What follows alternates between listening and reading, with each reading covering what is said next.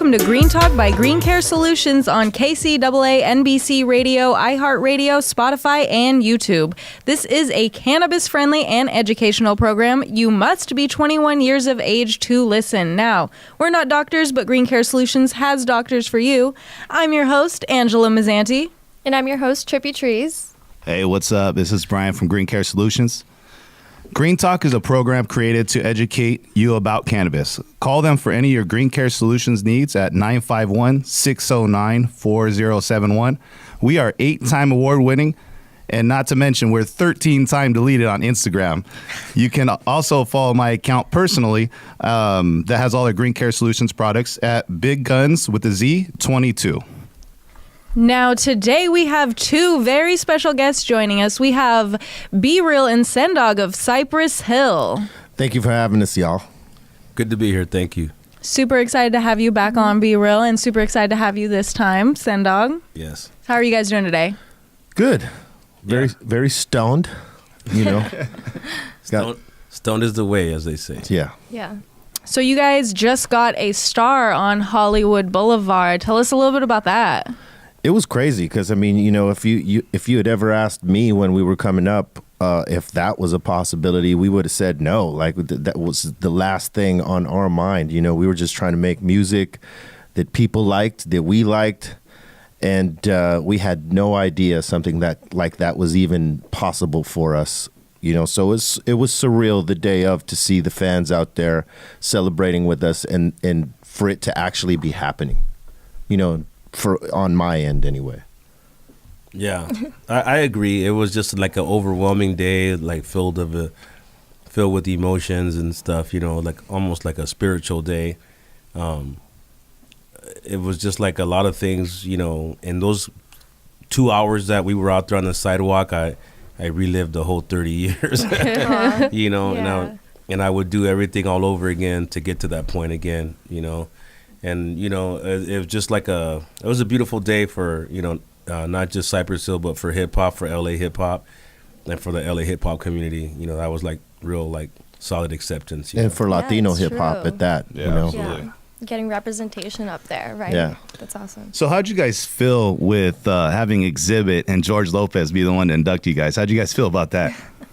It was awesome. You know, we've known both guys for a long time and mutual fans. You know, I've worked with Exhibit on plenty of projects like the Serial Killers that we put out with Demrick, and toured with the man, you know, and we shared studios for a time. So he's like a really good friend of ours, and he just went on tour with us with Hollywood Undead a few months back. And so it felt right for him to come up and, you know, say some words on our behalf, and to have George, I mean, legendary. You know, he's a mutual Laker fan. You know, we have tickets to the games. We see each other there.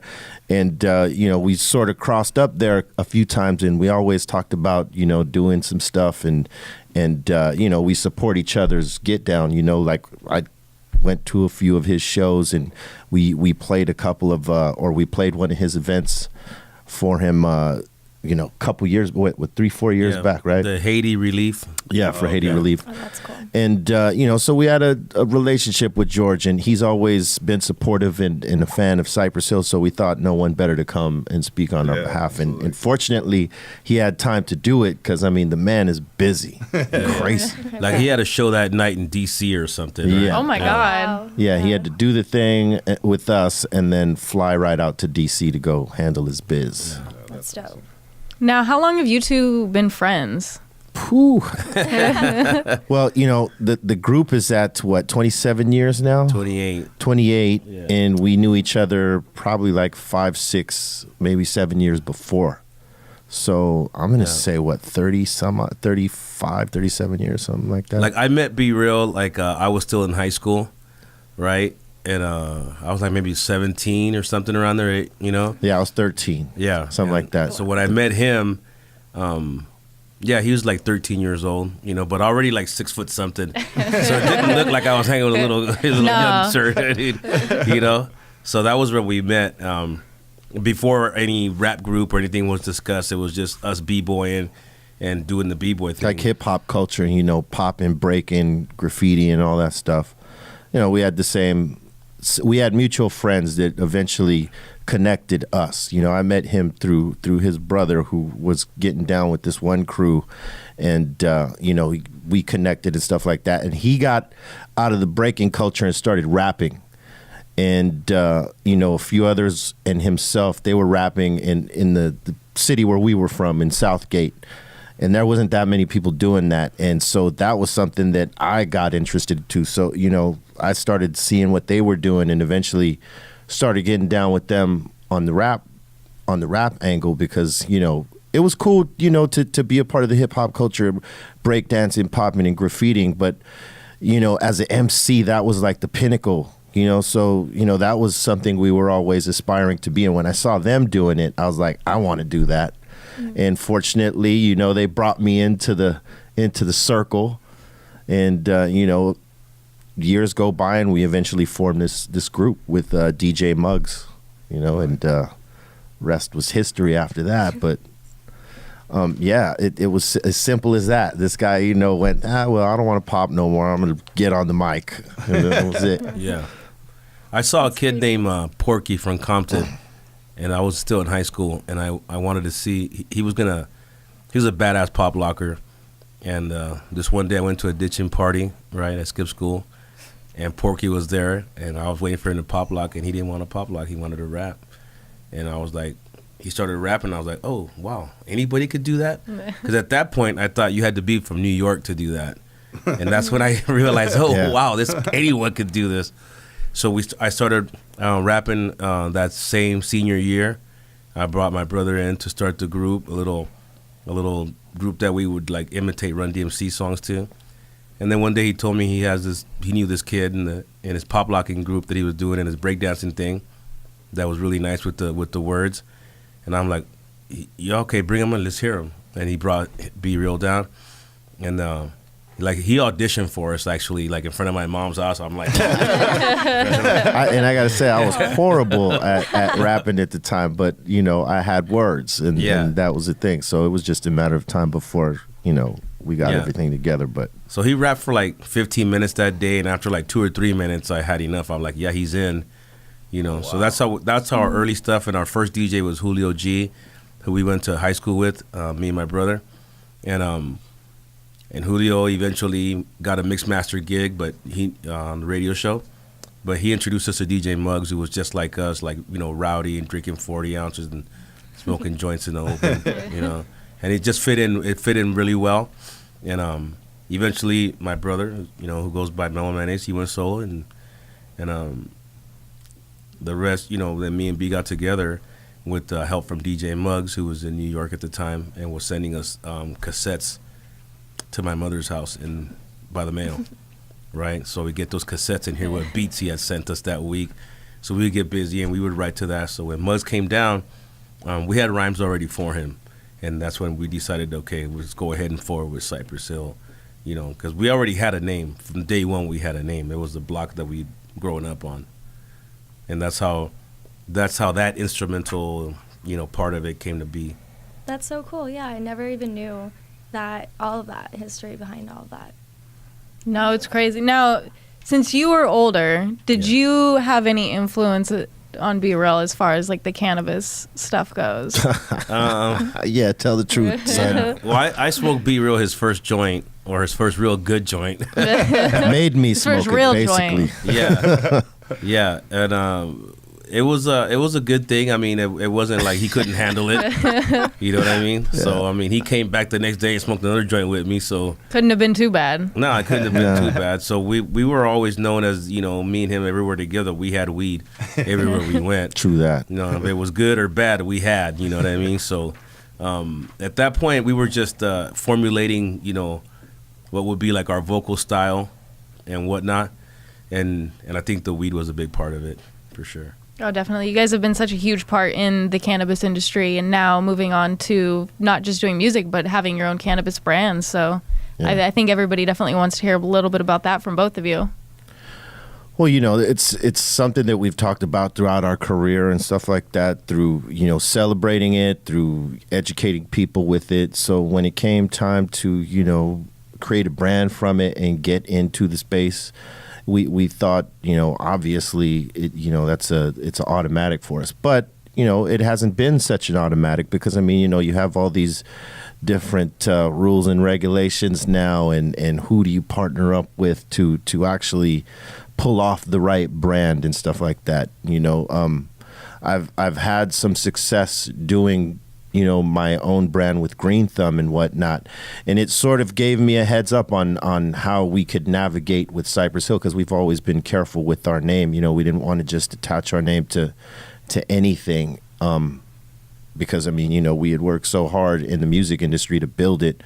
We didn't want to make the wrong connections and tear it down, and so we've been very hesitant in bringing Cypress into the cannabis space, because a lot of people talk, but they don't really back it up, and it's crazy because you'll have all these meetings and people are just noting down your ideas and from your IP to what your get down is, whether it's cultivation or brand building or whatever.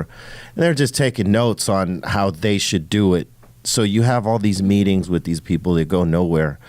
So, we just were very careful, and we did something not too long ago with a line we created called CHB, which is Cypress Hill brand, and we did it with Bang, our partners Bang, and we released a limited amount of flower packaged with our Cypress Hill skull and our fisherman hats and whatnot. And it went really well. And people expect us to be in the market and whatnot. Yeah. So it's something that we wanted to start off small, even though we have a global name in Cypress Hill. We just wanted to navigate slowly through that ocean out there. With Green Thumb, I've been out there for a while, and we have our shop and we have our line and stuff like that. So I just sort of wanted to take the swim before we bring the boat in, absolutely. The boat into the water. And so now, slowly but surely, you're going to see more products from Cypress Hill come into the space and whatnot. But we've been very careful and selective about what we do. Yeah, I think you have to, just because like you say, you worked so hard all these decades to build your brand. You don't want to water it down or diminish it by partnering with the wrong company or anything like that. So I definitely understand where you're coming from on that.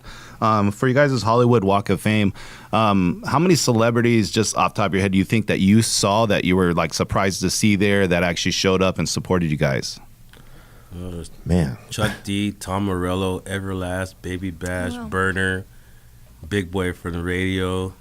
There was more people there. And there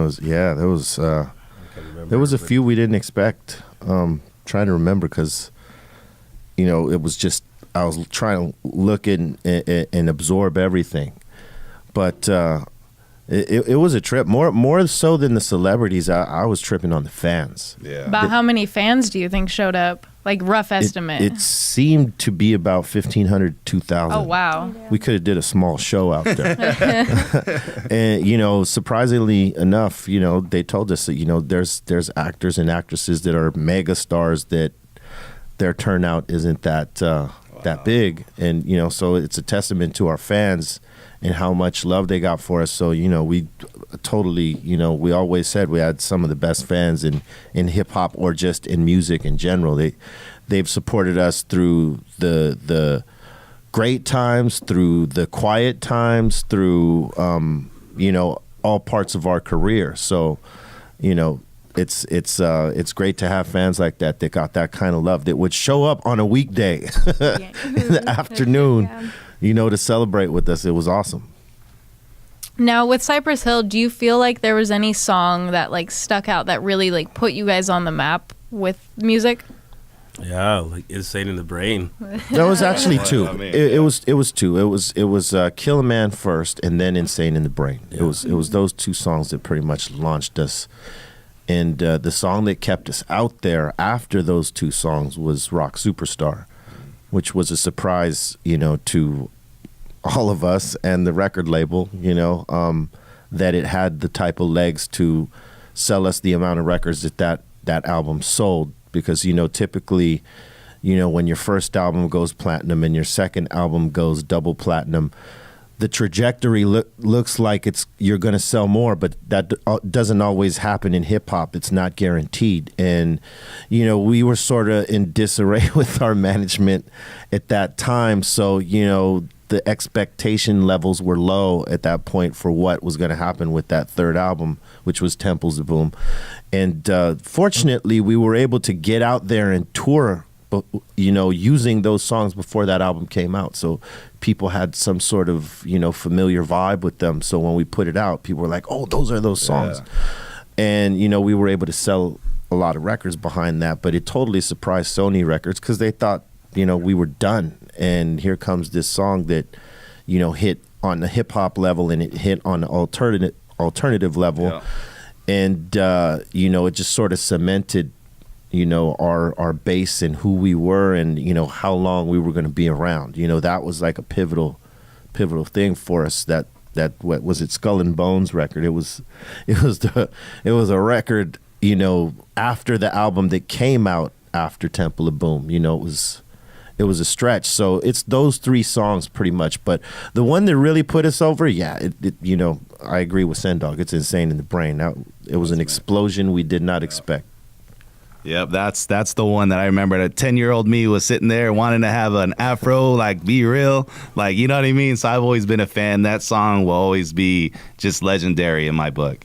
So you just went to Canada to celebrate 420. Yes. How was that experience? Amazing. I mean, there was like 100,000 people out there for that, and they were all stoned. It was good. Yeah, it was a great time. I mean, the Canadians are normally pretty open-minded to stuff, you know. There was a few people there that were kind of upset that we're using the park. They're, you know, not very nice park for the concert, but it went off without a hitch, and a lot of heads showed up. And you know, when you get to perform in front of that many people, it's just, you know, you got to get hyped up for that, you know. Do you feel like 420 in Canada was different at all from like being 420 in the USA? Well, I think so, as far as like just the whole, how it was organized. I mean, the whole concert, the whole event, you know what I mean? If you try to pull 100,000 people in any one of the major stoner cities in America, I don't know how that's going to go across. So normally the stoner events that we do in California or anywhere on the West Coast kind of are more, you know, kind of more smaller bigger nightclub dates, you know what I mean? This was the first time that we've seen like something on the 420 style that was 100,000+ people. Yeah. I mean, you know, we've played a lot of festivals and we've played a lot of 420 events. We were playing some of the first ones in existence. I mean, you know, we created one in the Bay Area at the Fillmore called the 420, Cypress Hill 420, and that was before anybody was doing them. And so, you know, we went from playing those small pieces to, you know, the bigger pieces, and then we, you know, throw our smoke outs and stuff that were like 40,000 people, and it was cannabis. It was music first, cannabis second, but it, you know, we found a way to make it work. So those were like the biggest up to that point. And then when we stopped, you had like High Times doing the cannabis cups, but they weren't necessarily like a music event, you know, and a cannabis thing. They were more of a cannabis thing, music second. So to play something like we did in Vancouver, where it's like 100+, I mean, you know, it shows you, you know, the growth of the culture, and, you know, how open-minded they are in Canada, and it's legal on a federal level. It's not like, you know, it's not like ours where, you know, you have legalization here and legalization over there, but it's not federally legal everywhere. So we have a little bit of constriction in our rules and stuff like that of what we can and can't do, whereas, you know, they can do what they did and pull those kind of numbers off. And, you know, I would imagine that eventually you're going to see something that big here in California.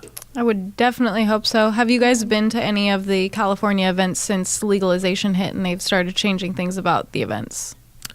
I think we've been like on tours at those times, because I mean, you know, obviously we get invited as Cypress Hill, and I get invited as the Green Thumb brand, and Sen Dog with this Hill House brand, you know. But a lot of times with these events, they fall in festival timing. So, most of the time we're off in Europe or somewhere, doing festivals. So we've been missing the last few since the new regulations have hit. But I would imagine we'll be attending something coming up soon. And you guys have a tour coming up, don't you? Yeah. Yeah, Europe 2019. That's fun. Yeah, it should be. All the Cypress Hill Europe tours are always fun. So I see this one being no different. And just get out there, stretch our legs for a bit, and do what we do. Cypress in Europe, like our fans there, like they're whole different mechanisms. It's a whole different culture out there. Yeah, Really? yeah, for sure. This took us 8 years to get our latest record out, and that whole time we've gone to Europe and set up shop and sold out every single time. They don't care if you got an album out or a hot single or anything. As long as you like come that. play a good set. Yeah, as long as you come through Love that. smashing hard and heavy, that's what they care about. So I always look forward to doing that because I get a lot of my extra energy out on stage, and if they're with it and they're tight, they're coming correctly, then I'm gonna be there for sure representing. So Sen Dog, you have a brand. Why don't you tell us a little bit about that with Hill House? Yeah, the Hill House brand is something that we started a couple years back, and I just got with a friend of mine, and we're just like, hell, let's just do something, on that end, on that level. So we got together with some growers and whatnot, and like B-Real said, it's always a constant evolving of people you work with in the cannabis culture. You just don't meet one person and stay with that. No. You know what I mean? So it's always like he said, a bunch of meetings that go nowhere. 5% of the people you meet and talk to are actually going to help you and stuff like that. So we got together and made a little label for it, and then got the Sen Dog OG out there, like the official Sen Dog OG. Like I know people have done it like at their own Random names, just throwing Bootlegs. it on. Love seeing that. Bootlegs. So I was like, let me just put an end to this Sen Dog OG controversy thing here and put out Make the some money official off one. that. Yeah. So now we're just looking to grow the company a little bit more, get some more products going, and just show growth and evolvement, stuff like that, and keep the public interested in what we're doing. So I mean, I'm not fooling myself by any stretch of the imagination. Like there's like a lot of big pot companies out, and you just have to strive to become one. We know we're not gonna become one of the majors overnight, but give me a minute and watch me do what I do and see how it goes. And that's the whole thing, the whole Hill House philosophy at this point right now is just start small and grow. That's all you can do. I think a lot of people out there need to know, and with Instagram and everything, it gets so hard because you see people being successful online and you see what they want to put out there. But a lot of people need to realize that your first couple tries at something isn't going to be the best. Yeah, not by a stretch. It's Instagram, not Insta success. You know what I mean? In the cultivation world, if you're just starting, it takes 3-4 years before you can actually really, get your legs under you and develop quality product. And even then, you're still dialing it in. It takes years to become a master cultivator. But, I mean, with technology and information now, you could speed up the process. But there's also, you have to have a love and talent for it and dedication. Because, I mean, one, it's a science, but it's also work. It's art and work and science at the same time, So, it takes a minute. And then, the other thing is it takes capital. A lot of people think, that they're going to come in right away and make a lot of money, but it takes money to make money. And especially in this game since taxation and regulation hit this year, Huge. with legalization. So it's tough. But if you can weather the storm and you can build your brand, you got a chance. Yeah, it's all about patience on that. So you guys travel different countries all the time and everything. What country, and then U.S. included, do you think has the best quality weed that's consistent? Damn, that's a good question. Well, Holland, Amsterdam. I used to say Holland, but now you have a lot of talented cultivators around the world, especially, since a lot of them have come to the United States and learned how we do it here and have taken some of the strains down there, some of the genetics, and have pretty much fell in, got down with the way that it's supposed to be. Because before, you go to any country aside from Amsterdam and maybe Spain, and it was boof everywhere, and it was horrible. If you're a connoisseur, I might have to tell you. But in the last 5 to 10 years, you see a lot of growth going on in terms of quality cultivation around the world. You can go to Chile, find some very good genetics there. Colombia, you can go to the UK now, and in Spain. In Spain, there's a lot of great genetics out there now. It's not just in Holland anymore, and even in Germany. It's pretty much all over now. I mean, before you worried about, okay, how much weed can it take and how long is it going to last me before I got to re-up. And now you don't got to worry about it because there's, great cannabis almost everywhere now. Yeah. And that's awesome. Less chances for you to get tapped on the road, Now, you guys have smoked a lot of weed together throughout the years, I'm sure. Who can outsmoke who? Oh yeah, who smokes more? That's not even a question. Not even a question. Do you like indica or sativa? Do you have a preference though? Before I was a OG Kush snob, that's all I would smoke. So my tolerance is very high because of that. It's an indica and it's powerful. So all the other flavors don't really smash me out like that, but I enjoy them. I don't just smoke for the high anymore, because a lot of it gets you high. It's just you got to smoke more of one thing than the other. But I like the flavors out there now. So, for me, I like the exotics. I'll still smoke the OG when I really want to get, baked. I'll hit an OG, ROG preferably. Insane. OG. But when I want to taste flavors, I'll do some exotic stuff. There's a lot of good exotics out there. Cookies are doing some of the best, obviously. Yep. And Nameless Genetics, I like some of their exotics are really good. But there's a lot of great companies out there now. So I'm smoking all the prime A connoisseur line type of cannabis provided. Only the best. Yes, only the best. What about you, Sen Dog? Do you prefer indica, sativa? Indigo weed, like I basically just stay on OG Kush.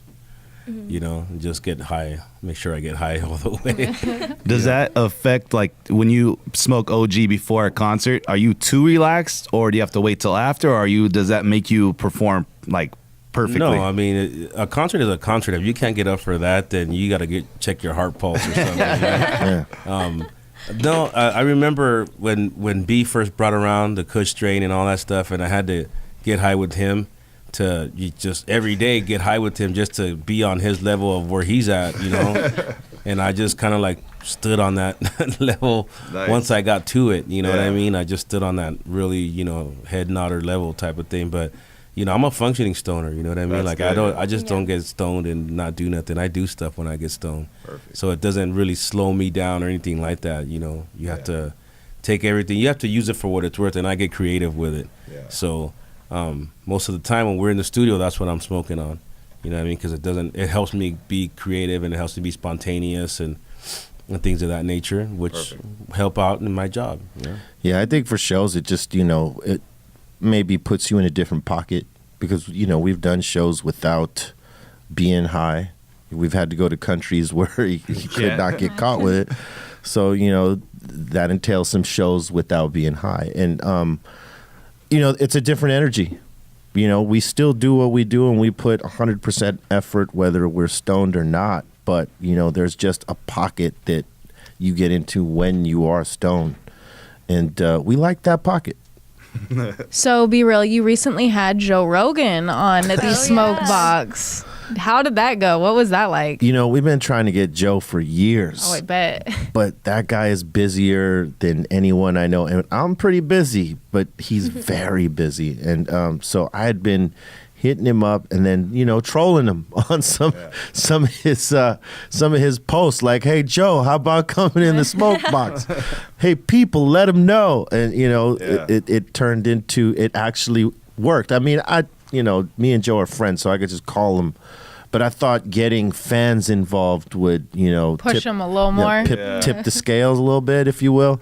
And for sure, out of nowhere, I get a hit. I get hit up from him, and he's like, "Hey, when do you want to do it?" I'm like, "Whenever you got time for it, bro." And he goes, "Why don't we do mine and then we'll do yours?" I'm like, "All day, let's go." So, we made it happen. We didn't smoke on his podcast, and I thought it was, a little crazy because I would have loved to see you on that episode where he had Elon Musk smoke. I would have got both of them so thrashed. It would have been there would have been no episode to watch. They'd have been laying on the table. No, but he saved the smoking for the smoke box, which was cool. I thought it was cool of him. He didn't have to. He could have smoked totally like he always does for his podcast, but he didn't. He saved it for the smoke box, and he got pretty stoned in there. He didn't smoke a lot, but there's 4 of us smoking in the Cadillac, and the smoke accumulates quickly. And contacts, some people say they're not real, and other people believe they are very real. That is very real to me. Yeah, and he got a Class A contact, aside from the joint we smoked before we even got in the box. Because, I get warmed up. You know what I mean? Like a boxer goes in the ring, he's warming up before he goes in the ring. So, at Be Real TV, we got joints ready, on hand, to go in the box or to get ready to go in the box. You've got everything ready there. Yeah. I mean, you've been there. You've seen how we do it. And, so he got stoned kind of before he went into it. But he is a great conversationalist. Yeah. I'll say this, as high as he gets. It's kind of cool because it takes you on a roller coaster ride of conversation. And, we talked about a few things like Alex Jones and stuff like that. And it was just a crazy, off the hook, stoned out conversation. And people love the guy. I got to tell you, we keep track of every smoke box we do and how quickly it grows or how slow it's going. And, we've done from Wiz Khalifa to Snoop Dogg to Michelle Rodriguez to Melissa Etheridge. We've done some huge names, and Mike Tyson being one of them.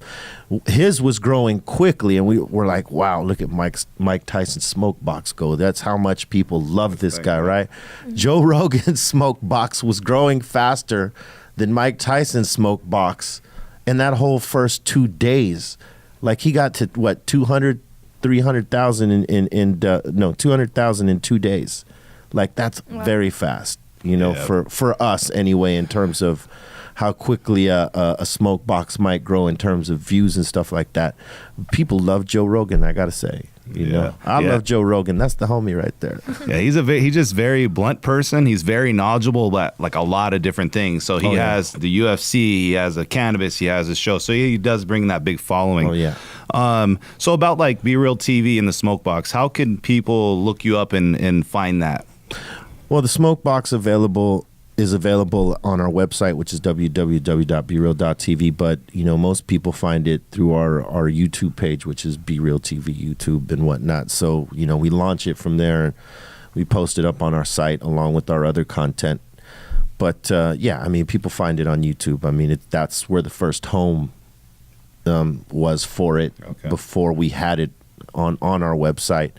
And, it took a minute to get out there, because the concept of people smoking in the car, the cannabis is being more accepted and stuff like that. But, YouTube and what they'll feature and what they'll allow to grow is a whole different conversation. And, they've pumped the brakes on many accounts. And Alex Jones being one of them. They cut his account. So, you sort of have to there's a fine line you got to ride there. And fortunately, what we do is not so blatant. And it's a conversation with two people smoking. And, the argument for us to them could be, is it really cannabis? How do you know? Yeah, how do you know? We know that it is. But that would be the argument if there ever had to be one. How do you know that it is? Now, is there anybody you have coming up that you can share with us? Well, we're trying to get George Lopez in the box. That's something that we're trying to get in there. And we're trying to get, we've been trying to get Rihanna in the box. Oh, wow. Because we know That'd be she's crazy. a stoner. I don't know if Miley Cyrus is a stoner anymore, but we were once upon a time trying to get her. But I mean, we're even like opening up to people that don't necessarily smoke, but they want to come do that interview and be a part of the experience and support the cannabis culture by doing it, like other celebrities. Still get contact high? Yeah, yeah. It's because we're out to disprove that it doesn't exist.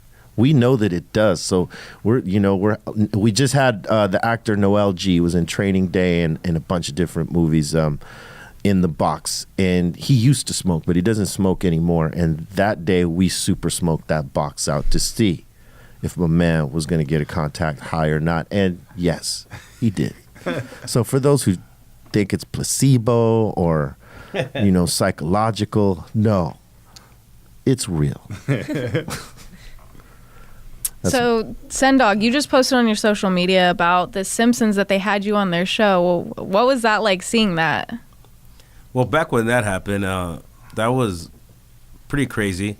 I remember watching that and feeling like, what is this going to mean from now, And what it meant was we got like a younger audience that was watching The Simpsons at that point, and I think they grew up with us, and it was very key in our career, that move, because at that point, who wasn't watching The Simpsons? Everybody's watching The Simpsons, right?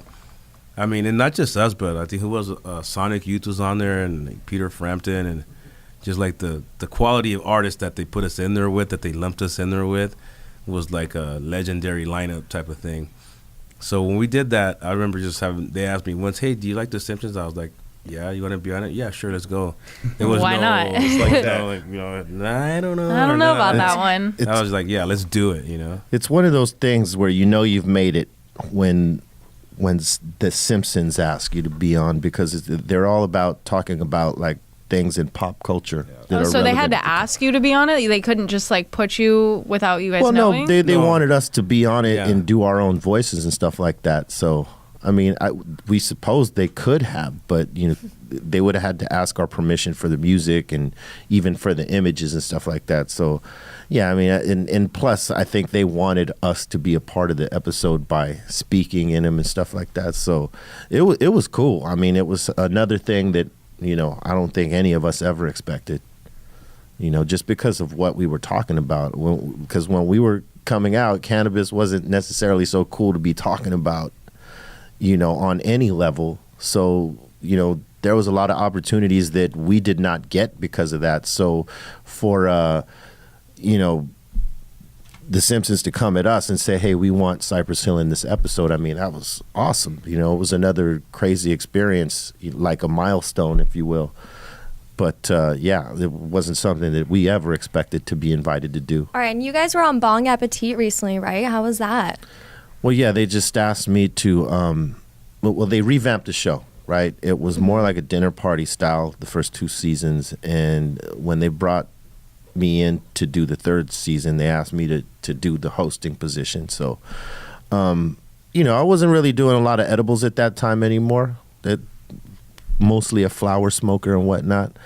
But I have done edibles, and I thought it would be a cool out-of-the-box experience for me to come host Bong Appetit. And I thought it was I thought it was cool of them to come ask me, because it was something that was already going. And people seemed to like the original format. So, it was a out-of-nowhere surprise for them to ask me and whatnot. So I met up with Vanessa Lavarado and Chef Miguel Trinidad, who were a part of the first 2 seasons, and they would come on as judges. So the 3 of us, we locked in, and there was a chemistry that we had, and we made it fun, and we tried to be ourselves as much as possible and throw out whatever knowledge of the situation that we had, which those 2 are very knowledgeable on cannabis infusion in cooking. So it makes it easy. It makes it easy for somebody like me to just come in knowing what I know along with what they know, and making this show work, along with, the staff they have to produce it. I mean, it's quality, man. So, I got to big up Viceland for putting a crew like that together and allowing Miguel, Vanessa, and myself to be ourselves and do this show. It's awesome. How high were you after that episode? The first three? Oh. Man. I was waking up with edible hangovers. I was like still high the next day. I was like totally, because for me, I am a flower smoker through and through. So even though, we had all, we had to eat the food with all the infusion, because it's 3 different meals. Yeah. And three courses of 3 meals. So, you have one competitor who's doing appetizer, entree, and dessert, and the same for the other 2. So we have to try all those. And it's a lot of milligrams at the end of the day. And for the first 3, the meals were so good, we just kept eating instead of pacing. And man, I was so smashed, because I continued to smoke flower after the fact. And it was. I was in slow motion for the first couple of them, but after I got my tolerance up, I was totally cool and could eat most of it. It was, and the chefs were great. Like, all the dishes were awesome. Yeah. Now, a lot of them that they made were you were able to taste the cannabis in a lot of them? It was pretty heavy on the taste. There was a couple that had for me was a perfect blend where you could barely taste it, like it was But you knew it was still there. But you knew it was there, and then there was some that was overwhelming, but still good, and those are very dangerous because when it's really good and you taste it and it sort of blends together really well, which all these chefs did. It's dangerous because you could end up eating potentially every plate. I mean, that's how good a lot of these dishes are, and that's how good these chefs were. It was hard to choose a winner in most of them, but there was some that were very heavy-handed, and you could taste it, but. So eat responsibly. Eat responsibly. Because it's delicious. All right, guys. So I work here at Green Care Solutions, and we just launched a bunch of new products, licensed CBD products. We have our own shatter carts, shattered pre-rolls, a whole line. So we're going to make sure you guys leave home today with a bunch of goodies. Hopefully you guys enjoy them and everything. We will. But but we definitely thank you guys for being on. And we hate to end the show, but we're so glad you guys were able to come. Thank you both so much for coming. Hopefully we'll have you back again soon. And hopefully you like those Green Care Solutions products. I'm your host, Angela Mazzanti. Follow me on Instagram. I have a new song out on Spotify and iTunes too, so make sure you check that out. Yeah, that song's fire, by the way. This has been Brian at Green Care Solutions. I want to appreciate Sen Dog and Breal from Cypress Hill being on the show. It was a pleasure of mine. Trippy Trees. You can follow me on Instagram and YouTube.